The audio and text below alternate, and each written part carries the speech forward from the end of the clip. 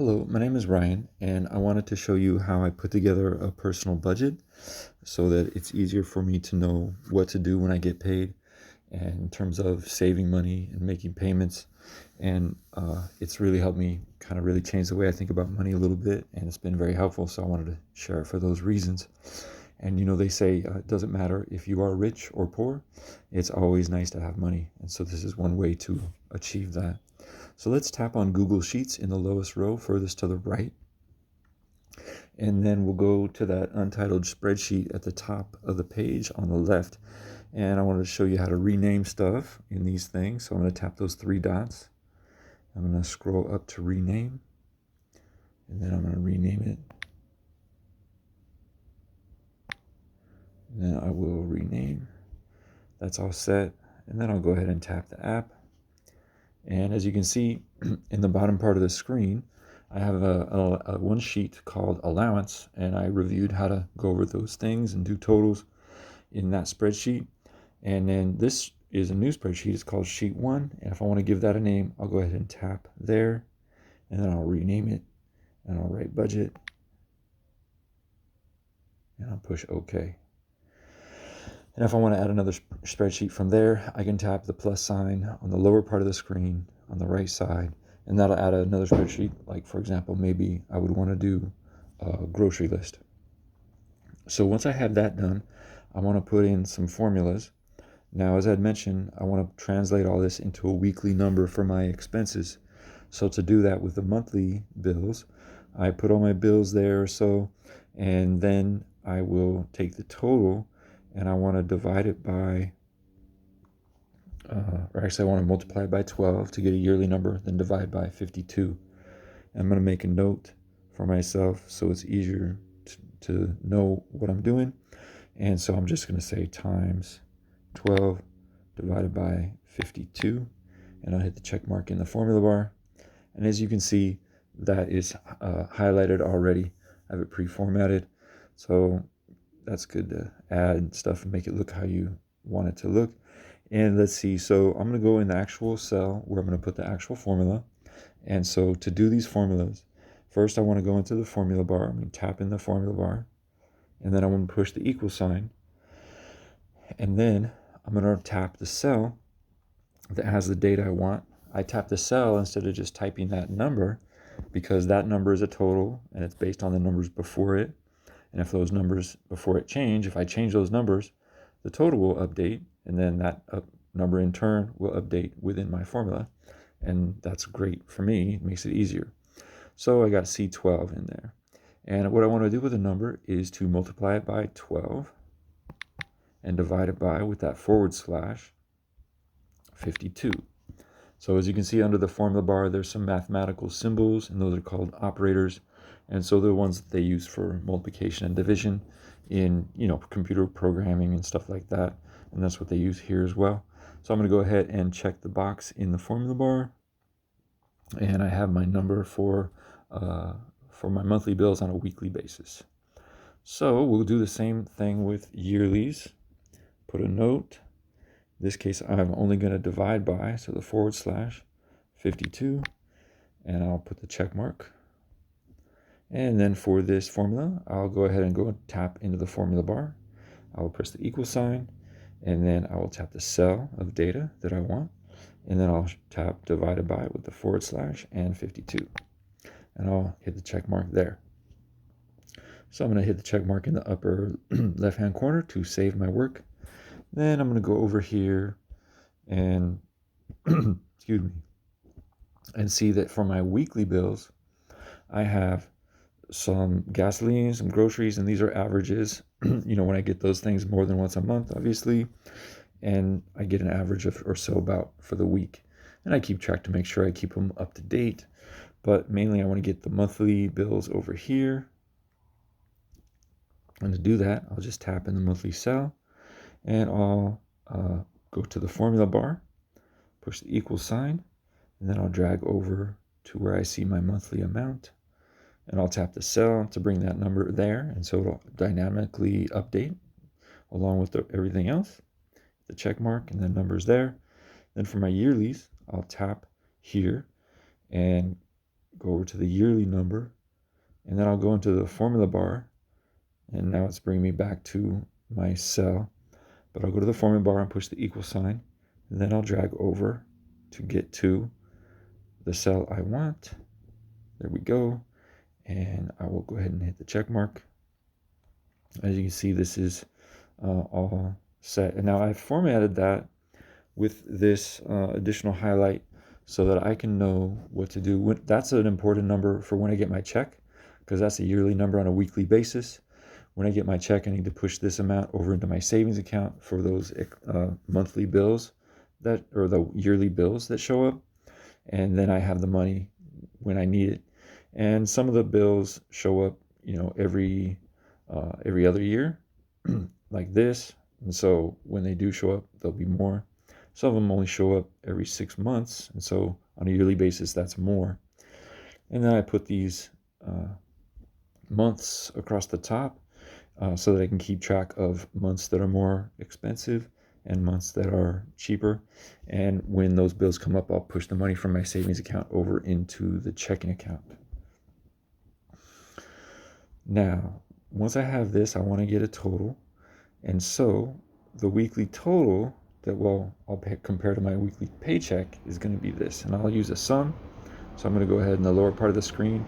Once those are highlighted, it'll give me a sum. And there's a sum. I already have it highlighted. Then I can take that and actually, the same way I use to point these numbers to another direction, here, I have this number pointed over here to weekly bills. So I just do highlight that cell, go over to F7, and put the equal sign, go to F7 and get that cell to be there. And if I want to get the difference, it's a subtraction function. And one easy way to do it, there's all kinds of ways to do this, when you look up things online and check out maybe even the ChatGPT or Gemini or whatever your LLM that you like to use is, and it'll give you ways to do these things. So one simple way to do it is to go to the cell that I want to put the difference in. I'm going to tap the formula and then tap the equal sign, and then I'll tap the weekly pay number.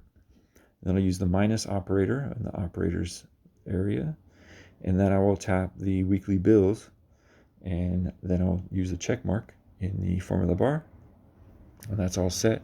So basically we have that number, and then with the difference, I'm going to have a savings goal. The savings goal is always going to be emergency money. Like if the average car repair is $1,500, I'm going to want to have that much in my emergency money, maybe more. I'm also going to have money in my savings for yearly expenses, and altogether that might build up to $4,500. And I might want to just say, well, I just want to have a nice round $5,000. But I'm always going to have a savings goal either for emergency expenses, and then once it gets above that, because I'm going to continue to save, I can use money beyond emergency money to buy extra things I want that are more expensive than my allowance would allow. And then after that, I'll be saving money and wanting to put it into like retirement kind of funds. So I'm always going to be having a savings goal. Excuse me. And then I'm also going to want to think about, what my extra loan payment's going to be. I have an income-driven repayment program for my student loans, and that's a minimum kind of payment. And if I want to make a real dent in those, I need to pay more. So I can choose to pay more on those, and I'll just make decisions like whichever is in the priority. If I have to build up my emergency, maybe I want to save a little more at first. So I'll go 50. And then this one, I'll use the rest, 40. And so now I have those all balanced out, and I know how much I can save for those or make payment for those. Now, when I'm done with all that and I get paid, I always want to go through and do a bunch of things, right?